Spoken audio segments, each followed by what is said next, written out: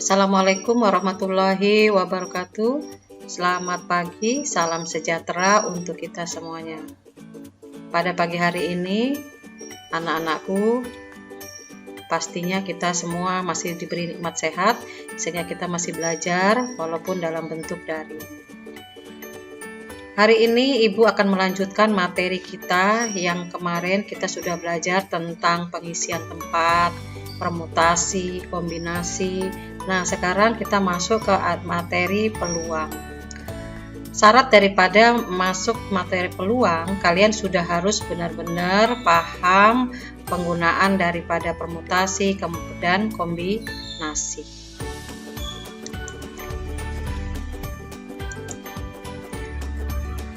Nah, ruang lingkup materi peluang yang akan kita pelajari yaitu yang pertama mengenai percobaan dan peluang suatu kejadian. Yang kedua, frekuensi harapan. Yang ketiga, peluang komplement suatu kejadian. Yang keempat, peluang kejadian yang saling lepas. Yang kelima, peluang kejadian saling bebas. Hari ini Ibu akan mengajarkan poin yang pertama dengan yang kedua, yaitu percobaan dan peluang suatu kejadian dan frekuensi harapan. Tujuan pembelajaran kita pada hari ini yaitu yang pertama, menentukan peluang suatu kejadian. Yang kedua, menentukan frekuensi harapan suatu kejadian. Yang ketiga, menyajikan penyelesaian masalah berkaitan dengan peluang kejadian. Nah, setelah nanti materi ini selesai, Ibu akan memberikan beberapa soal-soal yang berkaitan dengan tujuan pembelajaran. Sehingga anak-anakku pada hari ini tolong kalian mengamati ya, kemudian yang tidak jelas boleh ditanyakan. Percobaan. Apa sih percobaan itu? Percobaan adalah setiap proses yang menghasilkan suatu kejadian. Misalkan kita melempar sebuah dadu sebanyak 1 kali, maka hasil yang keluar adalah angka 1, 2, 3, 4, 5, atau 6. Ya. Jadi kalian di sini sebuah dadu kelihatan dan ada mata uang. Nah, kalau mata uang kita lemparkan, yang keluar adalah sisi gambar dan sisi angka untuk 1 kali pelemparan. Nah, itu pengertian daripada percobaan. Semua hasil yang mungkin dari suatu percobaan disebut ruang sampel. Biasanya dinyatakan dengan S besar. Dan setiap hasil dalam ruang sampel disebut titik sampel atau banyaknya anggota dalam S atau ruang sampel dinyatakan dengan NS.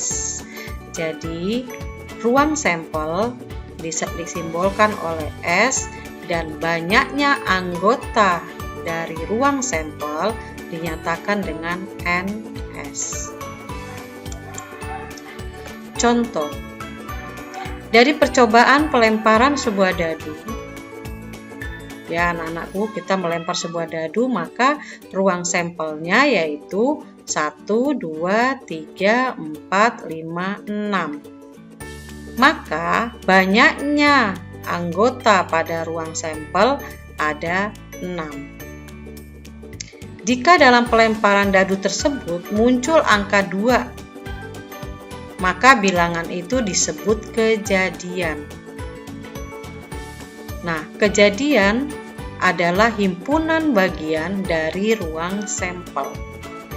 Ibu ulangi anak-anakku, bahwa kejadian adalah himpunan bagian dari ruang sampel. Ya, jadi nanti kalian akan Ibu kasih contoh soal mengenai percobaan ini. B yaitu peluang suatu kejadian. Jika ruang sampel S mempunyai anggota yang berhingga banyaknya dan setiap titik sampelnya mempunyai kesempatan untuk muncul yang sama, dan A suatu kejadian munculnya percobaan tersebut, maka peluang kejadian A dapat dinyatakan peluang A sama dengan banyaknya anggota A dibagi banyaknya sampel. Nah, ini adalah rumus dari peluang suatu kejadian. Ya. Apa itu PA? Peluang muncul A. NA adalah banyaknya kejadian A. NS yaitu banyaknya kemungkinan kejadian S. Nah, kita lihat contoh 1. Sebuah dadu dilempar 1 kali, berapa peluang munculnya mata dadu ganjil? Nah, pertama kita akan menentukan dulu ruang sampelnya. Ruang sampelnya yaitu sebuah dadu dilempar 1 kali. Maka ruang sampelnya adalah S1, 2, 3, 4, 5, 6. Banyaknya ruang sampel yaitu 6. Nah, setelah itu kita akan mencari berapa peluang muncul mata dadu ganjil. Kejadian yang terjadi saat pelemparan yaitu diharapkan muncul mata dadu ganjil. Nah, dari ruang sampel ini yang merupakan mata dadu ganjil yaitu angka 1, 3, 5. Maka banyaknya anggota A sama dengan 3. Sehingga bisa kita cari peluang suatu kejadian, yaitu kejadian ini Ibu anggap A, yaitu banyaknya anggota A dibagi banyaknya sampel. Jadi sama dengan NA-nya 3 dan NS-nya 6, sama dengan setengah. Kita lihat contoh kedua. 2 buah dadu dilempar bersama sebanyak 1 kali. Tentukan peluang muncul mata dadu A berjumlah 10, B berjumlah kurang dari 8. Kita lihat, kita akan menjawab nomor 1. 2 buah dadu dilempar bersama sebanyak 1 kali. Kita cari dulu NS-nya. Atau kita cari ruang sampelnya.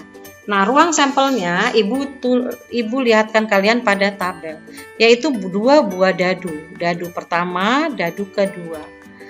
Nah, kalau saat kita melemparkan 1 kali, bisa saja yang keluar kemungkinannya 1, 1, 1, 2, dan seterusnya sampai 6, 6. Sehingga banyaknya ruang sampel yaitu 36. Banyaknya ruang sampel 36. Nah, sekarang kita lihat kejadiannya apa? Kejadiannya tentukan peluang muncul mata dadu berjumlah 10. Nah, kita cari yang berjumlah 10. Nah, kita lihat nih yang mana dari ruang sampel ini yang berjumlah 10, yaitu 64, 55, 46. Nah, hanya itu yang berjumlah 10. Maka banyaknya kejadian sama dengan 3. Kalau kita sudah mencari banyaknya ruang sampel dan banyaknya kejadian, maka kita bisa mencari peluang suatu kejadian, yaitu 3/36. Nah, hasilnya jadi berapa? 1/12. Nah, contoh yang berikutnya yang B. Ayo anak-anakku, coba kalian nanti menjawab ya.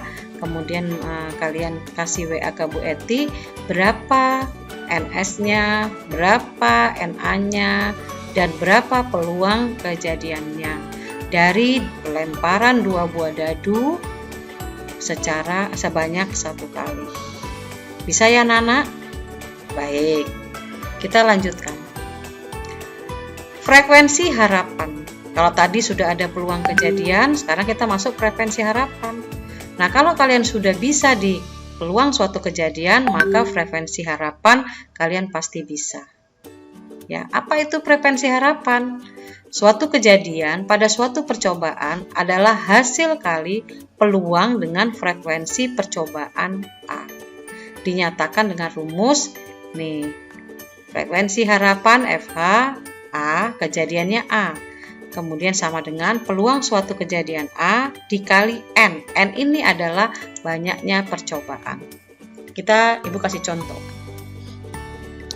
Contoh yang ketiga, sebuah dadu mata 6 dilantunkan sebanyak 360 kali.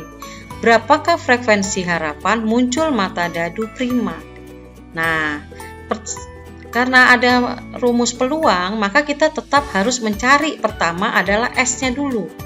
Kita cari S-nya dulu, yaitu sebuah dadu mata 6. Jadi mata dadu yaitu 1, 2, 3, 4, 5, 6. Maka NS-nya adalah 6. Baru kita cari kejadiannya. Muncul mata dadu prima. Nah, mata dadu prima yaitu 2, 3, 5. Sehingga NA-nya 3. Kalau sudah mencari NS, kemudian sudah mencari NA, maka kita bisa mencari peluang suatu kejadian. Peluang suatu kejadiannya apa?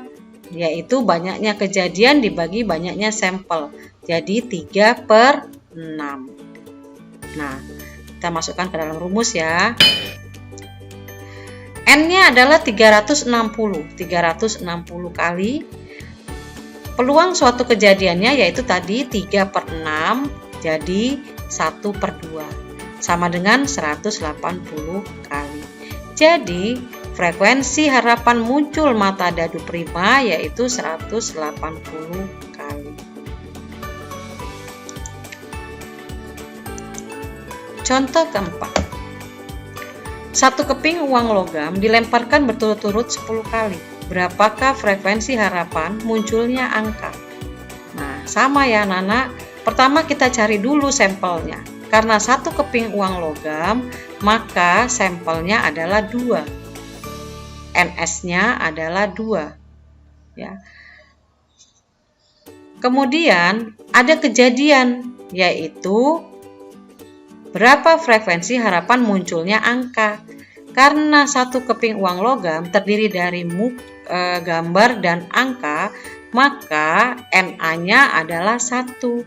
Jadi peluang suatu kejadian sama dengan kejadiannya, yaitu yang keluar angka 1 per banyaknya sampel yaitu 2.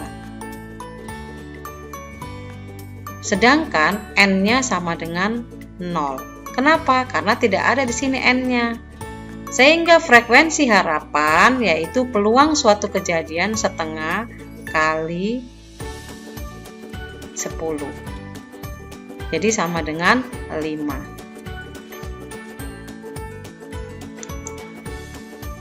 Baik anak-anakku, untuk mengakhiri pertemuan kita, supaya kalian lebih paham lagi ya, kalian boleh mengerjakan soal latihan. Di sini Ibu kasih latihan 1 sampai 10 yang terdiri dari peluang suatu kejadian dan frekuensi harapan. Jika nanti kalian mengalami kesulitan, boleh langsung ke WA Bu Eti. Terima kasih. Sebelum Ibu tutup, anak-anakku, ingat pesan Ibu selalu mengikuti aturan pemerintah yaitu 5M. Sekian dan terima kasih. Assalamualaikum warahmatullahi wabarakatuh.